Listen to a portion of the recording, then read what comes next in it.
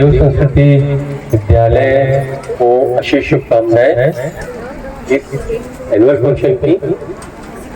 और यहाँ की निदेशक ज्योति मैडम, ममता दुबे मैडम, पुरोहित मैडम, सरिता मैडम, वो अन्य टीचर्स, अभिभावक, बच्चे, सभी का अभिनंदन।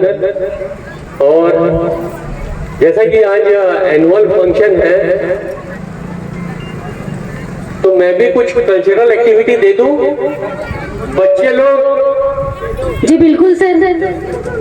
नहीं, बच्चों की डिमांड है कि नहीं है? बच्चे लोग यदि हाँ बोलेंगे तो मैं दूंगा, एक कहानी सुनाऊंगा जरूर। सारे पेरेंट्स ही सर, पेरेंट्स बिल्कुल पेरेंट्स, हाँ पेरेंट्स बिल्कुल तैयार है, बच्चे लोग कहीं नहीं दिख रहे। Thank you thank you. जंगल में ना एक लोमड़ी रहती थी और वो लोमड़ी जंगल में इधर उधर घूमते घूमते जब उसको भूख लगी तो वो पहुंच गई एक अंगूर के बगीचे में। कहाँ पहुंची? बच्चे लोग को आवाज आ रही है?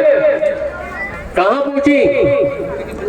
अंगूर के बगीचे में। और अंगूर के बगीचे में जब उसको भूख लगी तो लोमड़ी ने बहुत प्रयास किया अंगूर खाने का और बहुत कूदी, परंतु अंगूर नहीं तोड़ पाई।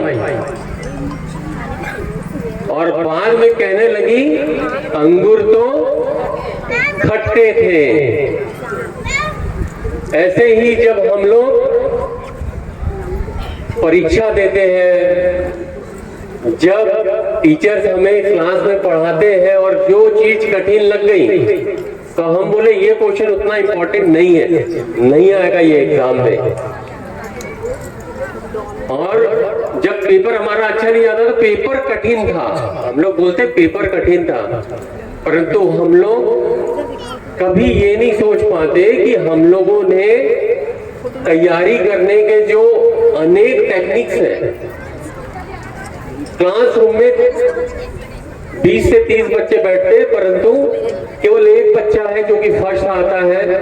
और बाद में जैसा कि सतीश ठाकुर सर बता रहे थे कि मैं भी स्कूल में पढ़ा हूं और मैं भी डीएसपी बना, तो ऐसे कुछ ही लोग अच्छा व्यक्ति और अच्छे पदों तक पहुंच पाते हैं। इसके पीछे कारण ये है कि हम लोग ईमानदारी से, सही तरीके से प्रयास नहीं करते हैं और केवल हम लोग लोमड़ी की तरह बता देते हैं कि क्वेश्चन कठिन था, ये क्वेश्चन आएगा नहीं।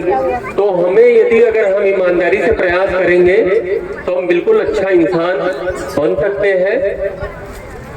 और यहाँ पे अभिभावक भी बैठे हुए हैं। कुछ रीत जगत की ऐसी है, हर एक सुबह की शाम हुई, तू कौन है तेरा नाम है क्या, सीता भी यहाँ बदनाम हुई, फिर क्यों संसार की बातों से भीग गए तेरे रहना, कुछ तो लोग कहेंगे लोगों का काम है कहना। अक्सर अभिभावक ये डरते हैं कि लोग क्या कहेंगे, अच्छे नंबर ला, तू यही सब्जेक्ट ले। उसने कॉमर्स लिया है तो तू भी कॉमर्स ले, उसने मैथ्स लिया है तो मैथ्स ही लेना, आर्ट लेगा तो लोग गधा बोलेंगे। हम लोग केवल देखा देखी करते हैं, हम अपने बच्चे की क्वालिटी भूल जाते हैं। मुझे लगता है यहाँ जितने भी लोग बैठे हैं 3 इडियट्स पिक्चर देखे होंगे, परंतु हम लोग केवल पिक्चर देखते हैं, उससे कुछ शिक्षा ग्रहण नहीं कर पाते। तो हमें, क्योंकि यहाँ पे अभिभावकों की भी संख्या अच्छी है और यह एक सकारात्मक वे में बहुत अच्छा है कि इस कार्यक्रम में मुझे तो अभिभावक ज्यादा दिख रहे हैं, बच्चे कम दिख रहे हैं, या बच्चे छोटे हैं मैं देख नहीं पा रहा हूं, परंतु अभिभावक ज्यादा दिख रहे हैं। ये एक वाकई में एक पॉजिटिव आउटकम्स है कि कहीं न कहीं स्कूल, ये जो देव संस्कृति अक्सर मैं सुनता था कि देव संस्कृति स्कूल में ऐसा होता है वैसा होता है, बहुत सुनता था, परंतु आज मैंने साक्षात देखा राम राज आ गया और इस राम राज्य में भगवान राम को सब मानते हैं, परंतु राम की कोई नहीं मानता। सही है ना? राम को सब मानेंगे परंतु राम की कोई नहीं मानता। मर्यादा पुरुषोत्तम श्री राम, मर्यादा पुरुषोत्तम, पुरुषों में भी उत्तम। वो भगवान नहीं थे, वो पुरुषों में भी उत्तम थे, तभी उन्हें मर्यादा पुरुषोत्तम भगवान का दर्जा दिया गया। तो मैं जो देव संस्कृति विद्यालय की बात सुनता था, पहला उनका जो कार्यक्रम था वो सीता मैया का है। सीता मैया ने तो मुझे बड़ा भावुक कर दिया। वाकई में मैं वो सीता मैया कैसी दिखती थी उस समय, वो मैं देख रहा था मैं, और बहुत भाव विभोर हो गया कि बच्चों ने इतना अच्छा नाट्य प्रदर्शन किया और बहुत ही कम समय में एक अच्छा संदेश दिया। तो उन बच्चों को ढेर सारी शुभकामनाएं। तीसरी चीज, मैं जो काम करता हूं, मेरा काम ऐसा है कि हमारा एक वृद्धाश्रम है। वृद्धाश्रम कितने लोग जानते हैं? सब लोग जानते हैं। हमारा वृद्धाश्रम है, हमारी कल्याणी संस्था है और कल्याणी संस्था वृद्धाश्रम का संचालन करती है और आपके स्कूल के बड़े नजदीक ही है। यहाँ से मुझे लगता है 1-2 किलोमीटर होगा। और नशा मुक्ति केंद्र है। मैं अच्छा काम करता हूँ कि नहीं करता हूँ? डेफिनेटली सर, करता हूँ। दुर्भाग्य है कि हम ऐसा काम कर रहे हैं। हम भूल चुके हैं अपनी भारतीय संस्कृति को, हम भूल चुके हैं अपने संस्कारों को। आज हमारे लिए बुजुर्ग बोझ बन गया है। माँ रोती थी जब बच्चा रोटी नहीं खाता था, माँ आज भी रोती है जब बेटा रोटी नहीं देता है। स्थिति इतनी भयावह हो गई है।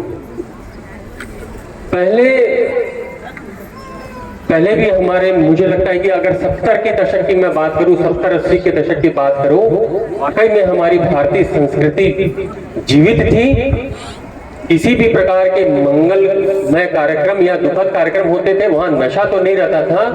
आज कार्यक्रमों की जब रूपरेखा तैयार की जाती है तो सबसे पहले नशे की रूपरेखा तैयार की जाती है कि व्यवस्था क्या रहेगी। यह हमारा दुर्भाग्य है। ये हमारी भारतीय संस्कृति को फिर से स्मरण कराने का समय है, जो देव संस्कृति विद्यालय और महाविद्यालय दोनों कर रहे हैं। तो जोरदार एक बार देव संस्कृति विद्यालय के लिए। और आप भाग्यशाली हैं कि आपका बच्चा ऐसे स्कूलों में पढ़ रहा है जहां पे शिक्षा तो सब जगह दी जा रही है, परंतु शिक्षा के साथ साथ जो संस्कार की और संस्कृति की बात कर रहा है वो देव संस्कृति विद्यालय है। और देव संस्कृति की मैं प्रशंसा करता हूं कि साथ ही साथ यहाँ मुझे लगता है योगा भी होता है, ध्यान भी होता है, जो कि कहीं ना कहीं हमारे मानसिक और बौद्धिक विकास और कहीं ना कहीं हमारे सामाजिक और नैतिक मूल्यों को फिर से स्मरण कराएगा और फिर से वो राम राज आएगा। और इस राम राज को लाने के लिए देव संस्कृति विद्यालय का जो प्रयास है वो वाकई में मैं अभिभूत हूँ आपके प्रयासों का। और मैं उज्जवल भविष्य की कामना करते हुए मैं अपनी वाणी को विराम देता हूँ। जय हिंद, जय भारत, जय छत्तीसगढ़। धन्यवाद।